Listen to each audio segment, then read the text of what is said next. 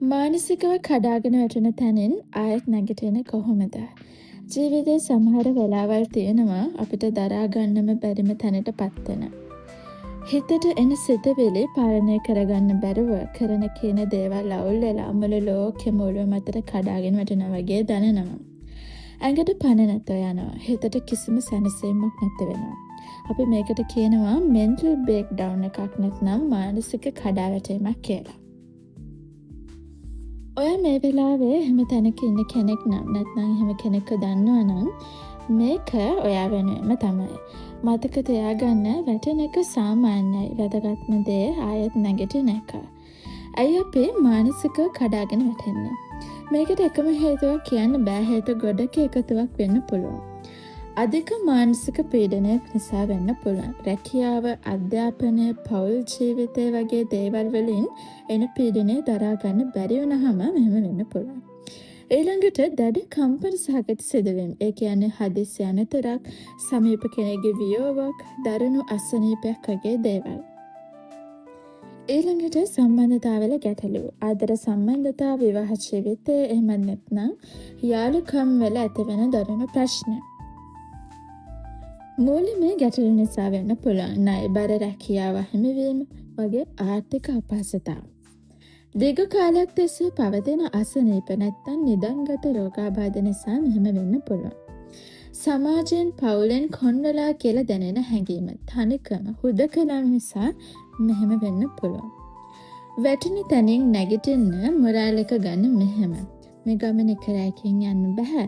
ඒත් පොඩි පොඩි පියවර තියලා අපිට ආයමත් ශක්තිමත් වෙන්න පුළුවන්.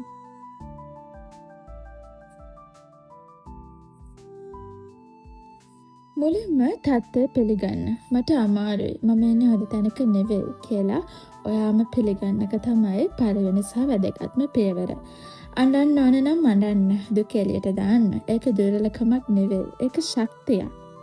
ඊළඟට පොඩි විවේකයක් ගන්න. ඔයා දුවපු වේගය වැඩි. දැන් පොඩ්ඩක් නවතින්න.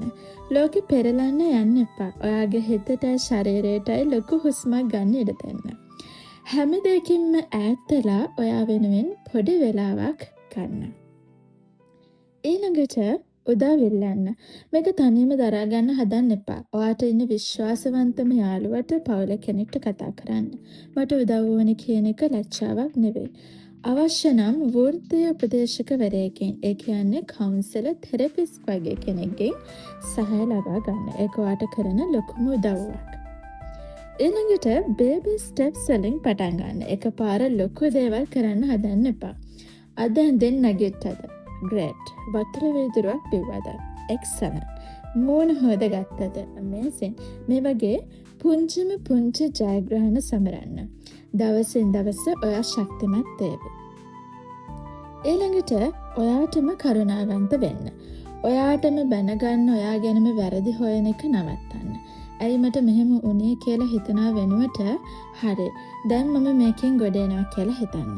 ඔයා අතින් වැරදි වෙන්න පුළුවන්. ඒත් ඔයා කියන්නේ වැරද්දක් නෙවෙයි. ඊළඟ කාරණාව මූලික දේවල් වලට ආයෙත් හරිවෙන්න. නින්ද පුළුවන් තරම් හොඳින් නිදා ගන්න උත්සාහ කරන්න. පෝෂ්‍යදායී ආහාර වේලක් ගන්න. පොඩි දෙයක් හරි කන්න. ගේ ඇතුළෙම හරි පොඩි ඇවිදීමක් කරන්න. ඇඟට පොඩි ව්‍යායාමයක් ලැබෙනකොට හිතටත් හොඳක් දැනෙවි. ඊළඟ එක ජීවත් වෙන්න පොඩි හේතුවක් හොයාගන්න. ඒක ඔය ආසම සින්දුවක් අහන එක වෙන්න පුළුවන්. ඔයාගේ හුරතලායක වෙලාවක් ගත කරන එක වෙන්න පුළුවන්. පොඩි පැලයක් හිටවෙන එක වෙන්න පුළුවන්. අනාගතය ගැන ලොකු බලාපොරොත්තු නැති වුණත් හෙට දවස වෙනුවෙන් පොඩිම පොඩි දෙයක් හොයාගන්න.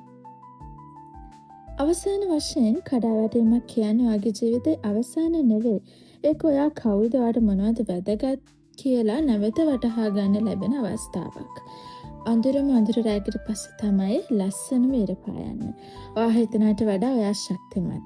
මේ අමාරු කාලයත් පහු වෙලා යයි. විශ්වාස කරන්න.